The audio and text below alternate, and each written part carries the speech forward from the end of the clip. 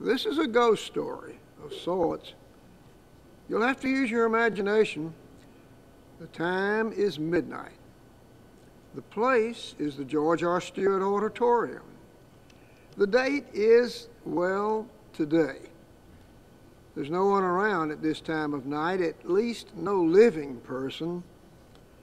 But the place is filled with the spirits of those who have sat in these seats over the past 97 years.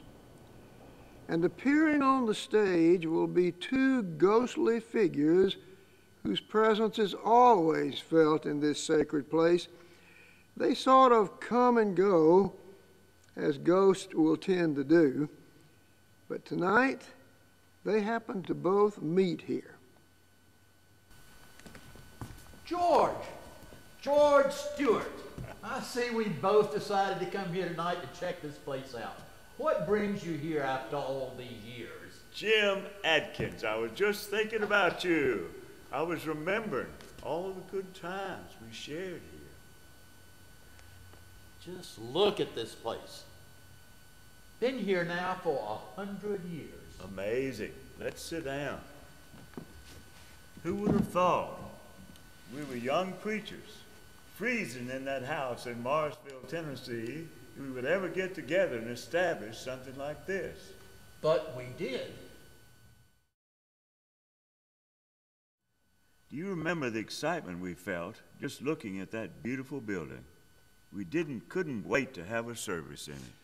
And right after we finished it, C.E. Weatherby gave us the big bell and had the bell tower built next to the auditorium. That bell became the most notable thing at the assembly.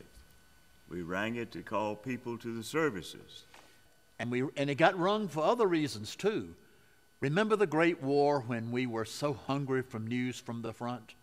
A young girl would row across the lake to the depot every day to get the newspaper. Then she would come back, ring the bell, and we'd gather in the auditorium while they read the war news to us. There were other times the bell would ring. Unfortunately, sometimes it rang when a family received a telegram telling of a member killed in the war. At other times, it rang in the middle of the night when some of the youth just wanted to wake us up. And I observed that it still happens occasionally. Nevertheless, as soon as the auditorium began to take shape, we were planning our first service. We'd planned another missionary conference even before the auditorium was anywhere near finished. Back in the fall of 1912, we sent out word that we would gather again in the summer of 1913 on June the 25th.